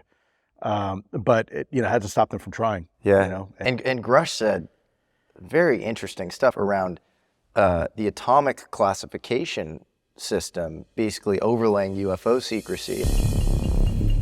The guys that were involved in Manhattan were overlaying the same ecosystem of secrecy in some of the same ways to protect stuff that they were protecting our nuclear secrets. The Manhattan Project would have custody of it, and then it would go into the Atomic Energy Commission, and then it would go into the Department of Energy, which has its own line of clearances. And so it's not only that UFOs are showing up at nuclear sites all across the U.S., but actually you have an entirely different clearance system, the NPQ. There is, brother. There's reports right now online. Anybody can see them. The government released a bunch of UFO-related documents not too long ago, a few years ago, thinking nobody would pay attention. I think like 10,000 reports. And when you look in there, you see actual verbatim UFO incidents back in the 50s and 60s over the Savannah River facility. Over what? Oak Ridge National Laboratory. Over what? Los Alamos. And by the way, it's still happening today, right? So this isn't like, oh, this is kind of a new revelation. James McDonald, this famous physicist who was kind of very marginalized over this topic. He was at, I think, Arizona State, I believe. He saw his sighting, I think, was at Savannah River site. And it was around that. I mean, look at that poor Harvard professor, right? And they tried to get rid of him, and he won a law case. John Mack. That's right, John Mack, who had to go to court. Because the system didn't want him talking. From my point of view, when I got involved, the CIA came to my office, and then they showed me MRIs of some of these people, and most of those people had interactions with UFOs. And these were Department of Defense and intelligence people, so supposedly and reasonably credible individuals. So in looking at the MRIs of some of these people, we noticed an area of the brain that seemed to be disturbed, let's say, or different in many of these individuals. This is a part of the brain known as the Caudate Putamen, and it is a very specific part of the brain. It's responsible for all sorts of stuff, and some have even speculated precognition may... But certainly intuition. Intuition for sure. You did a great piece with Ross Coulthart. Oh, thank you. He's a good man. He's awesome. He's a very good man. And he really knows his stuff. Yes, he does. I'm very impressed. A lot more than he says, that's for damn sure. Stanford immunologist Dr. Garry Nolan has been researching this topic, and while his conclusions are not definitive, there are two working theories. One, that people with naturally large Caudate Putamen might attract UAPs like an antenna. Another, that UAP encounters with normal people cause that same part of the brain to get bigger. Okay, so this is a slide from that News Nation piece, and it's you're showing this kind of white matter syndrome. Yeah, Caudate Putamen. That's Caudate Putamen. Yep. Yeah, so the caudate and putamen. The MRIs, yeah. Yeah, the MRIs, and Nolan talks about this. But if you look at this, look at the white lettering under interference syndrome injury, CEO executive, and then you have, what is that? Like DOE gravity propulsion. What's going on there? I wasn't really sure how to approach this and don't want to dwell on it. I'm merely the messenger, not the original publisher of this. It was either a fuck up on News Nation's sources' part or an intentional breadcrumb. But it answers my old colleague Eric Weinstein's questions around UFOs. Number one, where are the scientists? Well, they might be employed by the DOE. And number two, is string theory or quantum gravity really the only acceptable approach to gravity these days? Well, my guess is whoever this propulsion expert is not using string theory. Finally, this corroborates Mark Andreessen and Ben Horowitz, saying that a National Security Council staffer told them that elements of physics were classified in the past. We classified whole entire areas of physics in the nuclear era and made them state secrets, like of the like theoretical physics, science of physics. We classified them and made them state secrets, and that research vanished. Again, I wrestled whether amplifying this slide was the right thing to do or not. But to me, it is obviously not adaptive from an American national security standpoint for the broader American populace to have no idea that there is a more true science being practiced within the confines of three-letter government agencies, especially with where the world is headed now. And then there's that part. Yeah, that seems important too, but I'll let you speculate there. Either way, a more full understanding of the story here and how it relates to UFOs seems warranted. I am only allowed by the Pentagon to talk about what's in my book. Okay. I have not been given clearance to talk about anything beyond that. And because that involves a patient, that also crosses the patient confidentiality, which I would also not be able to, no worries, to elaborate on. Yep. Because I was thinking. Keep asking your questions. Well, yeah, I know. Well, don't ask anything. You don't have to say anything. But I was thinking when I saw that slide, it's almost like the three-body problem or something, where it's like, we were just talking about possible, like the NHI have counter intel or something. Are scientists working on the most interesting stuff? Maybe they get retaliation or backlash. Because I was like, what's the connection with UAP? I mean, he's just working on very advanced science. Did he also encounter a UAP? And then is that correlated with the science? Well, we know that, you know, and it said the old post-PRC visit CEO of Lockheed had his own UFO experience, didn't he? Yeah. Oh, that's fascinating. Are you talking about Kelly Johnson? That's right. Yeah. At approximately 5 p.m., Mr. Johnson was looking out of a large window facing the west and just watching the sunset. He watched this black thing. He was convinced at this point that it was a UFO. He said it was moving so fast, he was unable to make out any additional features. Kelly Johnson wasn't just your average guy looking at a cloud going, oh, that's a UFO. No, this guy knows what he's talking about. You know, I go to Congress and members of Congress will pull me aside and said, look, I had my own UFO sighting with my son. We were literally fishing in a lake and the thing came out of the water. In your book, Imminent, which is fantastic and everybody should go buy and read, you talk about green orbs and that you see them both with your family and that they're kind of around your place in Wyoming. We visited you a couple years ago. I don't know if you remember this. Do you remember what we're about to say? Yeah, do you know what we're about to say? I don't, but you know, it's I've had a pretty interesting life and a lot of things have happened. So I'm bracing myself. Also, in all fairness, by the way, that whole thing with the poodle and the lampshade, there were no pictures. It wasn't me. So if that's what you're getting at, no. Yeah, well, this is probably a Tuesday for Lou, but we saw a green orb with you. I don't know if you remember that. It was nighttime. It was and it was kind of a peak. I remember as it being a peak moment in like a very genuine conversation about the phenomenon, because it was off camera. He was describing how the sun is a nuclear fusion reactor, and you were going deep into the science. It was fascinating, and then all of a sudden, boom, right over we're by the shed. Yeah. And it was like I had never. I think Jesse had seen stuff before, but I had never seen anything, and I always, because it only happened in my peripheral vision, I always call it half a sighting. Right. But when I read about your experiences in the book, it came back very strongly, because I was like, holy shit, I have experienced what he's talking about with him at his house. A lot of folks have. Look, I at the end of the day, I can only give you my observations. Again, my opinion doesn't matter, because people say, could it be ball lightning? Sure. St. Elmo's fire? Sure. Could it be weird electrical circuitry in the house that's causing atmospheric ionization in a localized area and ionizing the atmosphere? Yeah, sure could be. What I do know are the facts that it was witnessed not only by me and my wife and my kids, but also our neighbors. But it occurred when I got into AATIP. And it also was happening to other individuals that were part of that program. That I do know definitively. So, same description in some different colors. Their stories will probably be coming out here in the near term. Wow. What was the closest you've experienced an orb? Right here. Oh, wow. Wow. Okay, well, because with you, like the experience that we're talking about, it was probably maybe 100, 200 meters away. Yeah. It was like even further than that. Yeah, it was in the sky they're and the very, horizon. very, very, very close. Some are far away in the sky, as you described. Some are right there up close and personal. Wow. I never felt anything, never felt any static charge. I was never afraid. More just kind of curious, kind of like, wow, that's interesting. Wow. But then again, the whole portfolio is so weird. It's like, There's gotta be a freak out. Like, you know. I don't think maybe a nuisance. And again, obviously, you've had experience in some crazy situations, worked in some crazy places, but I can't imagine a human experiencing something that can only be described as out of this world, this close, and for it to be like, I guess I'm just observing. Like, when we're off camera, I'm going to show you guys something. Okay.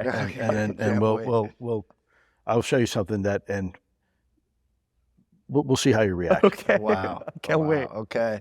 Lou, so Dave Grusch said that Oppenheimer was part of setting up the original UFO secrecy protocols with the Atomic Energy Commission. Can you confirm or deny that? It wouldn't surprise me. That was before my time. I don't know. I didn't know Oppenheimer. I met Teller once. You met Teller? Yeah, when I was a kid, I was about 7 years old on a Air Florida flight. My father had some friends in the government, and he put me on a plane with him, and we went from Sarasota to Miami on a Air Florida flight, and there was he was eating, very old at the time. I remember sitting next to him, and he was eating chicken soup. No way. Yeah, and I had no idea at the time his significance. Only later, my father was like, He had to have, to me, been involved in this stuff if this stuff existed. He was the smartest guy. He, there's this 1971 Australian document, actually, that Grusch cites a lot. That is this guy, I think it's the head of their nuclear division, this guy, Harry Turner. He's writing for the Joint Intelligence Organization, which is their CIA. And I think because there's some atomic testing going on in Australia, they start to see stuff. And they're like, oh, maybe these UFOs are more real than meets the eye. And the U.S. kind of official version of this stuff around Blue Book was actually not super real. And they start to investigate. And it's this whole thing about the CIA's Office of Scientific Intelligence. They list the scientists involved in anti-gravity research, and Teller and Oppenheimer are both named. So would not be at all surprised. Pretty crazy stuff. Small community. A small community. Close Encounters of the Third Kind. Mm-hmm. Yeah, you kind of had to see the movie before I brought you here. Yeah, 100%. Yeah. Oh, yeah. I've only seen Contact recently, too. Never seen it.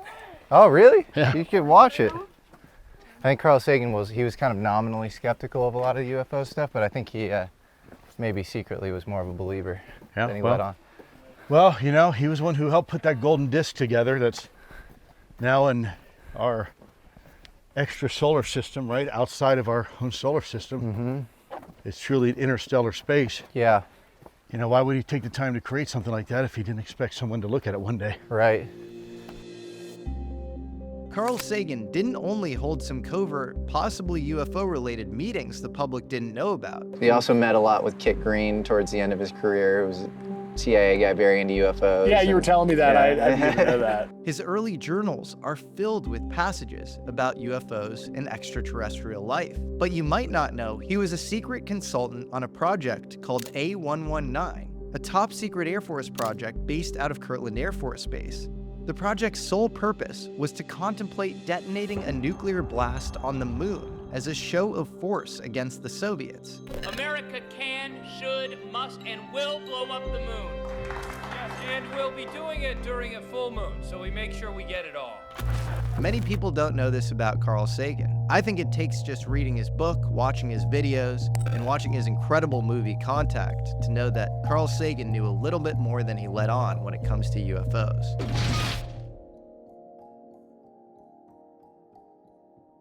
Where do you think of past civilization, if they were trying to make themselves known, what do you think they would do? Leave something in a Lagrangian point? Well, that's a great question, isn't it? Let's look at this, for example. Yeah. Okay, 55 million years old. Look at the condition it's in, right? Mm-hmm. It's already, eventually, Mother Nature washes away all traces, right? The pyramids of Egypt, 5,000 years old. Probably older, but I don't know, Yeah, maybe. let's say 10. Let's say 10, right? Yeah. You think so? You I it's think older? so, yeah. But what about carbon dating? Have they carbon dated anything? Well, you can't carbon date stone, Ah. unfortunately.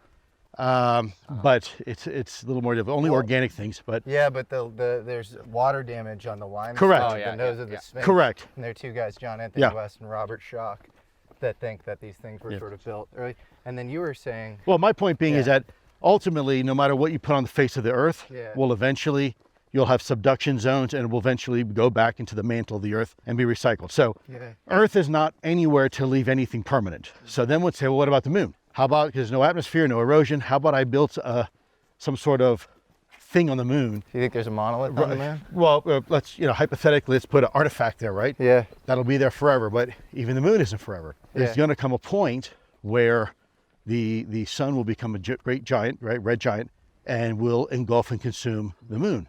Okay, so even moons are susceptible. Same with asteroid impacts, etc. So if you're going to make something truly enduring, there's really only two ways to do it.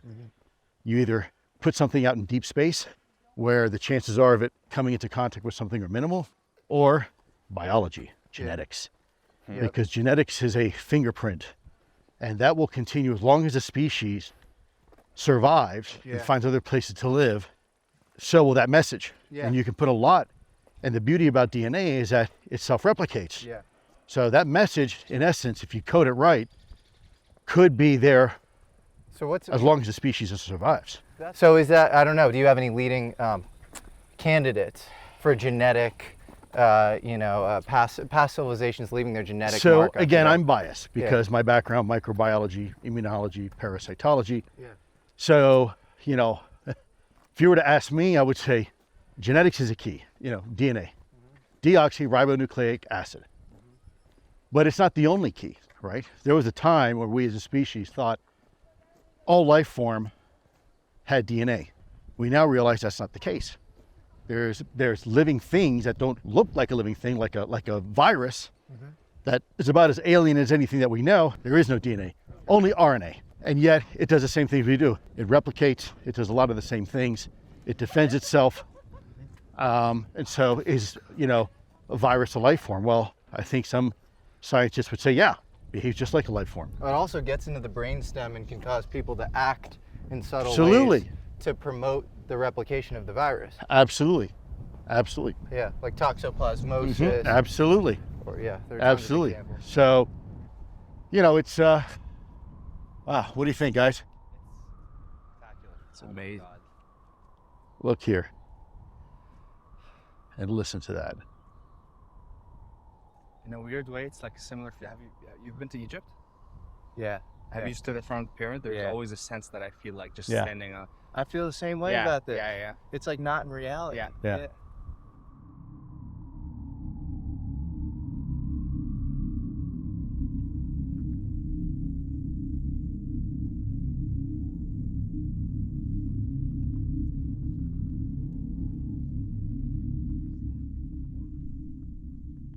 This is a SP1, very, very rare AR-15.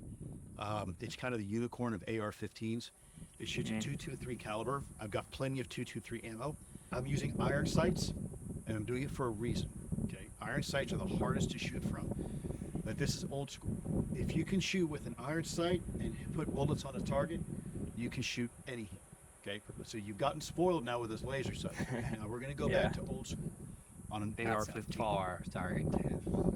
So believe it or not, with an iron sight, you see where those trees are in the back there? Yeah. 300 meters, 900 feet for military. If you want to shoot sniper, I had to shoot that every time. Where the rock is? Way up there? Way up there. Oh yeah, I was shot. Yeah, absolutely, bro. A common theme here is we keep talking about the term national security. And I know you're here to interview me, but let me interview you just for a moment, if I may, if you'll indulge me. How do we? This is a sandbox here, right? Let's say there's a technology now. There's a toy that there's 12 kids in the sandbox, but there's only one toy, right? This toy has the ability to let everybody play together and be nice. The problem is human nature is such that most kids, most governments in this case, using it as an analogy, are going to want that toy for themselves. How do we share the toy? How do we use this? Because we know there's countries out there that if they had a certain type of technology, they would probably employ it very quickly. to their advantage. And I'm not saying we have never done it, because we have. I mean, we dropped the bomb. We did. We're the only country that's ever dropped a nuke, an atom bomb. And that was us, so we'd like to say, oh, we're afraid of it. Well, don't look now, but we were the ones who did it. For good or bad or indifferent, right? That's a fact, established fact. So countries will use technology if they feel that they have to in a time of conflict. With this type of technology, if we were to come together and say, look, we really can do better as humanity. We don't have to fight each other, right? Now, this is on the backdrop right now of Hamas and Israel, Ukraine and Russia, right? We have issues in Africa. We have issues right now with China and the South China Sea and Taiwan and the U.S. And the world is on fire. Doesn't matter what side of the argument you're on. I think we can all agree that the world is a very dangerous and violent place right now, right? This technology has the chance to either bring us together or completely rip us apart once and for all. Right? Like there's no coming back. How do you solve that problem? It's a very hard problem to solve, but it's only the hardest problem to ever. You have to raise people's consciousness in step with slow dissemination of the thing or something. But how do you stop that temptation? Because all it takes is one selfish kid to ruin it for the rest. Remember, one kid. Man, it's my toy. Probably just show them the good ways in which this technology could be used before you even just tell them that it exists. Who does that? Who's going to take the moral high road and say, I give to you this technology and you shall use it for peaceful means? Who has that moral authority? Who's trusted enough in the world to do that and to say, you will use it for this but not for that? Who? I think it's probably going to be just a collective move and something that is like an emergent property of a lot of good people with good minds and good hearts coming together to. Who is that? The United Nations? I think it's. Is it society writ large? Well, this maybe the NHI, maybe the entities themselves. I mean, we were with James Fox the other week in Austin, great guy, and I was talking to him and he was like, I'm making all these documentaries, and the thing that has come up after decades of doing research on the UFO subject, whenever I'm about to find smoking gun proof of UFOs, I have, a video here, a picture here, an amazing eyewitness, the thing disappears. There's some like ephemeral, bizarre thing about that. And then if we're talking about the nuclear connection as well, it's almost like there is a counter intel on the part of the NHI themselves, where it's like mass surveillance, and it is there right when it needs to be there, and things will disappear. And it's our most precious assets, it's our nuclear assets. They'll get by our most intense encryption from the NSA.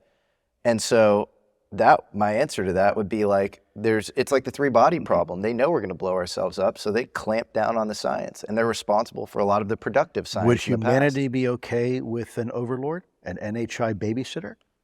What? Is that freedom? Are you really free then if an NHI were to come down and say, okay, folks, this is a reality, ha ha ha, we've been kind of playing with you a little bit, but here's reality. You're all going to play well with each other. You're all going to be able to enjoy this free energy and whatnot, but you're going to play by our rules. Now what happens? Now what happens to free will? At that point, humanity is faced with the reality, potentially, that we're not the alpha species, right? And now that we have to do what something or someone else tells us to do. Is that free manifestation? Is that the ability for us to live our lives the way we want to live our lives, or the way we are told to live our lives? But isn't that already happening in some version of reality, with people believing that end of the world is upon us, and Armageddon? Yeah, look, governments do it all the time. Look, we're told what to do all the time by governments and religion and institutions, organizations, social clubs. Absolutely, PTAs. I mean, I can't tell you how many societies are out there that tell you how to live your life. Well, I mean, look, and they're not all bad, but we're in a place right now that has specific rules on how one should live their life. But wouldn't these entities? This is what I thought you were going to say. Aren't they already in control? And it's just about our awareness of whether they're in control or not. I once got breakfast with Tom DeLonge, who I know you worked with at the Stars Academy, and he was saying that he thought that a lot of these NHI are not great and that they are like archons from the kind of Gnostic tradition and they kind of rule over the material world sort of thing? I'm always very careful not to share my opinion because my opinion doesn't matter. At the end of the day, what matters is your opinions. It's, again, back to the question I had about this little sandbox, right? You've got this double-edged sword. You want to be able to give it to everybody, but not everybody's going to play. Not all children are very nice to each other. And we still, I mean, like I said, look at today's right now, around the world's on fire. We still don't play well with each other. Are we ready? And and it's not a yes or no. I mean, I don't know. You answer the way out. Are we ready, truly ready, for the truth to come out? Will we do the right thing, or will we do what we have always done in the past? Always. There's not one exception where we didn't. Use it against one another. I'd like to believe that that we will make a better choice. I think. Can we take a chance? Are you willing to take a chance on it? The specifics matter in this hypothetical. Yeah, they do.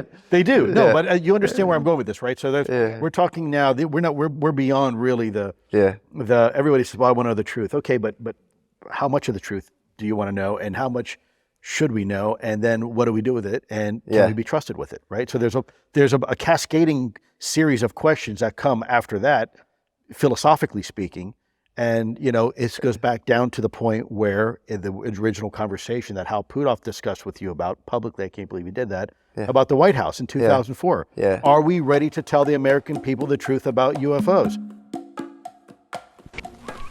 Yep.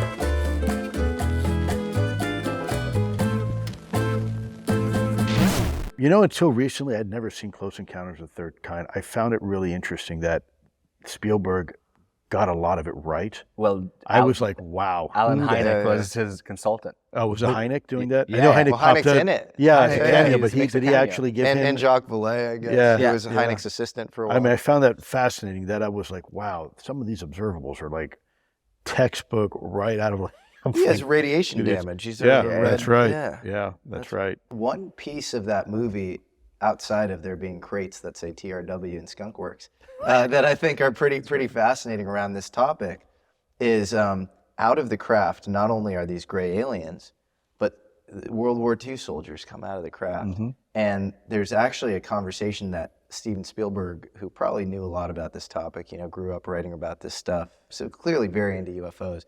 He had a conversation with this guy, Robert Liefeld, I think the creator of Deadpool. And he says, what do you think is more likely? Is it future versions of ourselves guarding us in the present? Or is it, random, aliens from Zeta Reticuli or whatever? And so that was his view. And if you look at a lot of the databases, like the Edgar Mitchell database, over 50% of the cases report hominid-like creatures. Sure. And so the likelihood of evolutionary convergence on random XYZ planet with totally different conditions feels very low compared to, you're seeing a thing that looks like us. In fact, you're seeing a thing in a gray alien that looks like what we are evolving into. Our ears and nose are becoming vestigial. Right. Our heads are becoming selected for. Right. So I guess unless they're trying to just give us a form that can be closer to our understanding of what a living being is. Like if a jellyfish why not just appears us? like that. But why not just look like us? That's fair. Do you think that we'll ever have time travel in our lifetime? And the reason I ask is because there's a guy named Mike Masters. I don't know if you're familiar with him. He's an evolutionary biologist at Montana Tech University. And he's written a couple of interesting books, one called Identified Flying Objects, another one called Extraterrestrials. And it's about this idea that actually if you use basic inductive logic around the UFO phenomena, it's more likely us from the future or us time-traveling versions of us than it is extraterrestrials. So the problem with time travel is that in our current understanding of physics in the universe, you can only have the mass in the universe is definitive, matter. There's only so much matter or energy. There's a limit. It is what it is from the beginning to the end. That doesn't change. You convert ultimately matter into energy, but there's only so much of it. And if I were to go back in time, even just me, go back even 5 minutes ago, I'd be going into a universe where the mass was X and now it's X plus Lue. Even though there's already a Lue back there technically. So you would have to figure out a way to overcome that issue. Two possible ways to overcome that issue. One is if the universe is information theoretic or something. That would be one. So it's sort of computational in correct. nature. Especially like in a holographic, theory. Thing. Correct. And then number two would be if we are sort of our own universes unto ourselves and we have consistent lifelines, but we can time travel, the whole thing sort of updates back around us. Sure. As we are sort of the universe viewing itself. Right. Is time travel possible? I don't know. In quantum physics, when you get down to space-time at the very, very small level, the notion of space-time breaks down entirely. Yeah. Same thing in, let's say, a black hole, right? Once you get past that event, when you get towards a singularity, space and time is twisted so much and that the very notion of space-time breaks down. It doesn't make sense. It's nonsensical. Well, first of all, what is time? Let's look at in reality, what is time? What is matter even, right? Time is a measurement that it takes to travel from point A to point B. Yep. That is the definition of time. Yeah. Okay.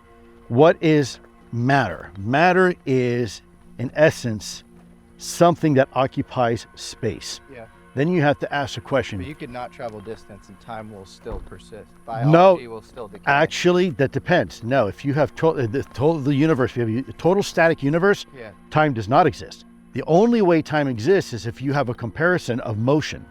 So once the universe, one of the theories is that the universe will eventually expand, and then eventually everything in, even the atoms, the electrons will stop spinning. And when that occurs on the last atom in the farthest reach of the universe, time stops because there's no way to measure time anymore. So let's start with a fundamental basic question of matter, because time can only be measured with a motion of matter to some degree. So what is matter and what is space? Well, matter occupies space. Can you have space without matter?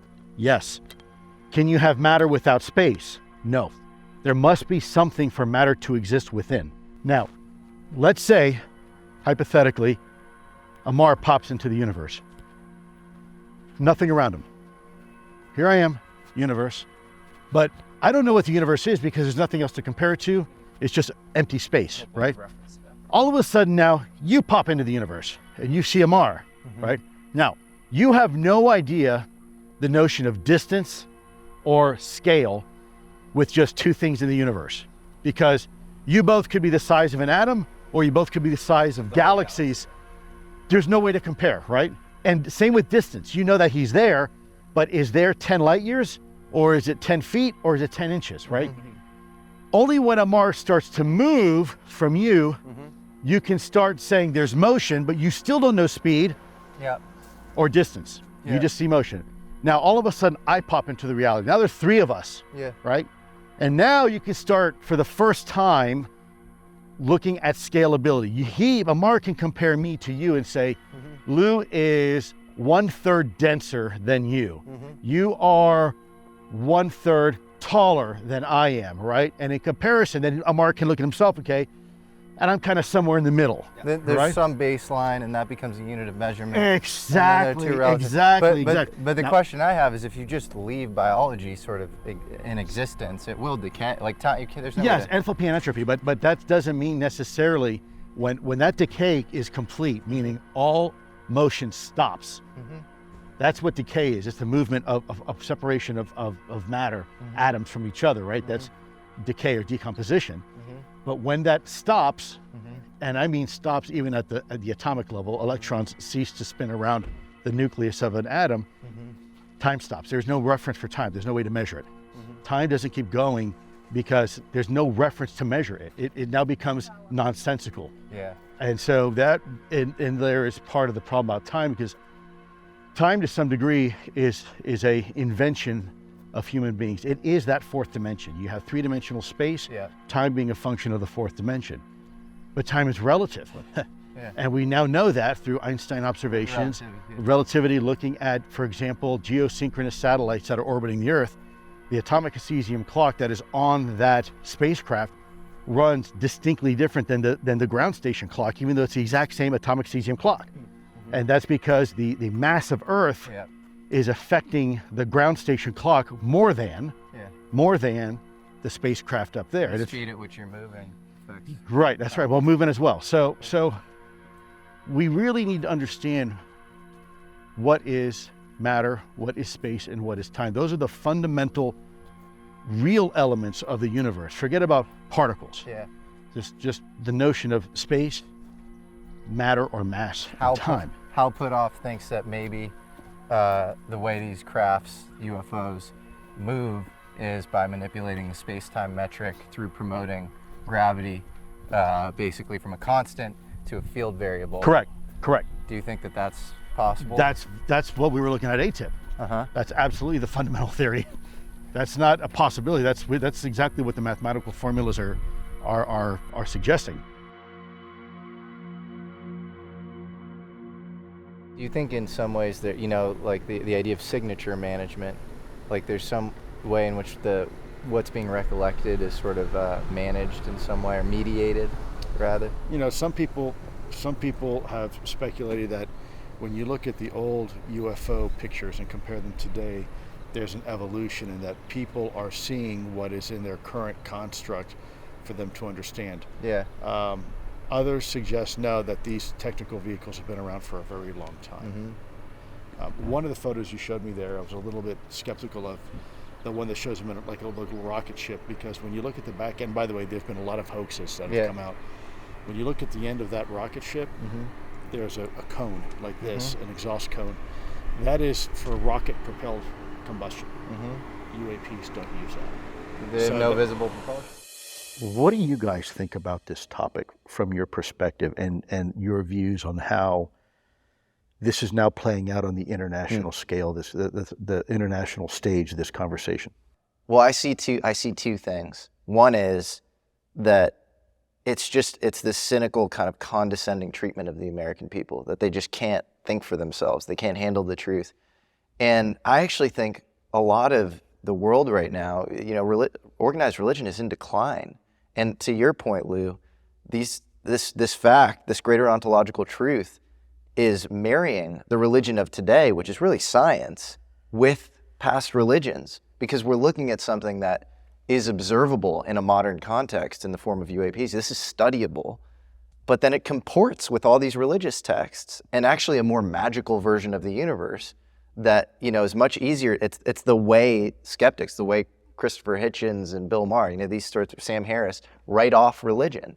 So I think this kind of lame, low energy, early Cold War thinking that it would just be too destabilizing is just dumb at this point. And then there's the side of American national security, which is equally absurd. It's equally like, if in the world in which this is real, which I'm pretty bought into this being real, it's like you have this cargo cult of national security apparatus where the left hand can't talk to the right hand. Nobody has the proper scientific frameworks. And it's like I get deep into some of these things and I feel uncomfortable reporting on some of this stuff that I learned, because I'm like, is there anybody there? Like, I'm not trying to poke a hornet's nest gratuitously. I just want the whole thing to shift in a way that's more coordinated for our national security, because I'm very pro-America. Right. And so that frustrates me, because it's like there's no one to talk to. Like, who's in charge? Like, what's going on? There clearly have been efforts in the past, a la TTSA, to get this stuff out, in a safe way. And I actually empathize with some of these people who are involved in those efforts, because they're not the president of the United States, and they were tasked by three-letter agencies to do things that they didn't really want to do, years ago. But it's too little and too late or something. Like, we need to do it now, and we need to just kind of reorganize all this stuff. So it's like those two things, like personal meaning and the way everybody should comport themselves and live their lives and view religion and metaphysics. And then this other thing is this American national security thing, which is, it's a tragedy. Like, I don't understand what's going on there. As someone who is guided by the phrase "seek discomfort" in my life, I think this is probably one of the greatest ways one can seek discomfort, to just reconsider these assumptions that we've made about reality and what this could all be.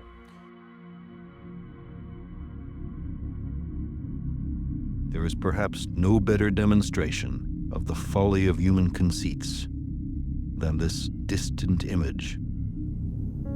To me, it underscores our responsibility to deal more kindly with one another and to preserve and cherish the pale blue dot, the only home we've ever known.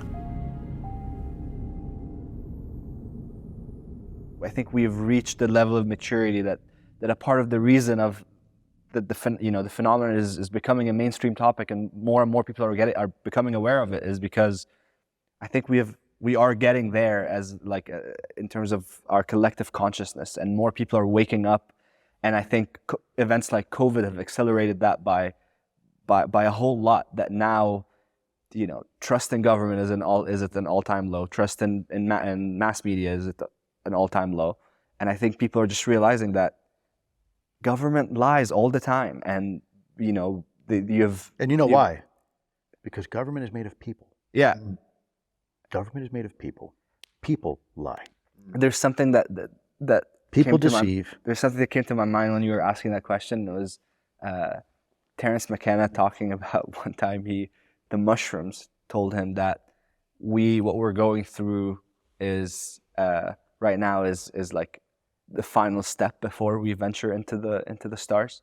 Yeah, breakthrough. And it's like it's a fire in a madhouse, and just all this chaos is happening because we're on the precipice of just a massive paradigm shift, and that's what it intuitively and inside of me. It's even part of my interest in me pursuing this topic is because I really feel like we're at the cusp of something really major happening, and a part of that is your efforts and throughout the past 2 decades, and 2017 with just putting the videos on a platform that was perceived as a trusted one as the New York Times, and that story coming out has definitely was the beginning of the shift that allows us to be sitting with you today to have this conversation. I don't. I think you guys are the reasons why we're having this conversation, because it could have fell on deaf ears and nobody would care. My generation didn't care that much. Yours did. You're the reason why this topic is where it is today, not me. I may have, struck the match, but this bonfire, this wildfire, that's you guys. You guys are the wind. You guys have taken that little, look, fires are made all the time and they go nowhere. They're extinguished with the next rain, or they're extinguished because you don't have enough tinder, you don't have enough oxygen. This is a raging wildfire now, and it's not because of me. I can't take credit for that. It's because of what your generation has done with it. It's what you... And if there's strength in numbers, then I think our numbers are pretty damn good. Like, I think there's way more good people that want good things to happen with disclosure and with more people being aware that the reality is so much greater than we ever thought. And also the dissemination of information now exists in a way that it cannot be controlled. And I think this is the new variable that hasn't existed in the previous decades as this topic became, as the secrecy of the topic became more and more affirmed. So I think now you can't stop a United pilot from posting a TikTok saying that he just saw something crazy. That's right. And I think what was it last week? 2 pilots in Saudi Arabia, they were flying and they saw some crazy orb action. They're like, this is not a plane. Yeah. And they're like right there. They upload the video as soon as they land. And I think those are the things that just the U.S. government or any government that didn't have to deal with 20 years ago. I will also say too, I think society in some cases, I think, has gotten, I hate to say the word, dumber in some cases, but I will also tell you, I think it's also gotten a hell of a lot smarter. When I was your age, to have a conversation like this, I was too busy chasing girls, working as a bouncer, Here we are, 3 people in our nation's capital, having a conversation, what may be the quintessential topic of humanity. And where we go as society forward is in your hands. And so for things like that, in your audience's hands, when I get to meet and engage with people like you and your audience, it gives me faith. It restores my faith in our species, because you guys and your audience, your generation are, not excuse a pun, but light years ahead of where my generation was. And for that, it gives me a lot of hope that maybe we can handle the truth. Maybe, you know what? Maybe we can find a way where the kids in the sandbox can play together, right? If you can't break the toy in 12 pieces, maybe you put it in the middle of the sandbox, and rather than letting every child takes turns playing with it, you make a game where all the kids play with it at once, right? So you don't have to divide the toy. So that's what I was hoping we could get to in this conversation is, you know, you have 12 kids in the sandbox, you've got one toy, how do you share it? Yeah, has to be simultaneous. You don't share it. What you do is you create the game where all of them get to play with it at the same time. And that's how you do it. Are you exhausted of just talking about this and spending the last few years of your life just being so deep in it that probably the way you, like, I would assume like it's almost like connections in your life to other human beings are probably predominantly led by the topic? Like, does it ever get to you on a personal level? Wow.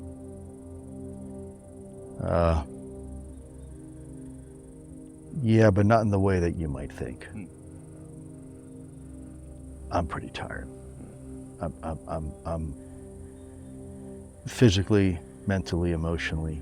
I don't know how much more I have because it's been a multi-front battle for me. It's not just an esoteric conversation. It's a conversation that the stakes couldn't be higher.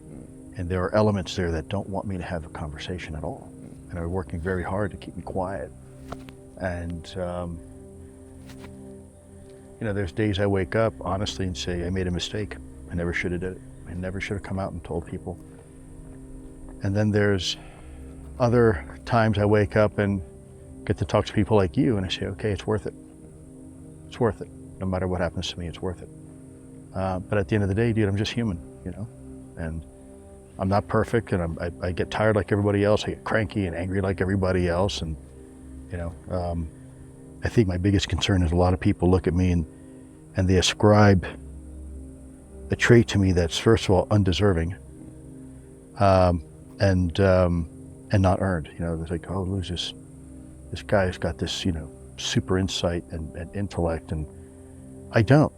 Just as lost and confused as everybody else. I just happen to have access to some information that I think is worth telling because, you know, I was given a job and the results of that were very, you know, I think very, very important for us to communicate to our fellow men and women and our fellow citizens. But I don't have all the answers, you know. I'm on the same journey as you, you know. And people look at me as, you know, almost like Moses on the mountain, right? And, you know, oh, let's ask Lue, let's confer with the great oracle. I'm not that guy. I'm not that guy. I'm down on the mountain, off the mountain with you. We're shoulder to shoulder, man. That's, you know, I'm looking for answers just like you. And, you know, always being true to yourself and being honest, being able to admit that and tell people. A lot of people think, well, you know, oh, you have all the answers. Well, yes, I have all the answers. You know what? I am special, and doggone it, I deserve to be treated special. And that's all horseshit. That's the ego. And you gotta get rid of that shit. You know, this conversation is far more profound, far more important, and it can't be about any single one person. I'm just a messenger, man, and that's it. You know, don't confuse the message with the messenger, because I am far from perfect. I am not. I've made a lot of mistakes in my life, a lot of regrets I have. You know, that's what makes me human. You know, so yeah.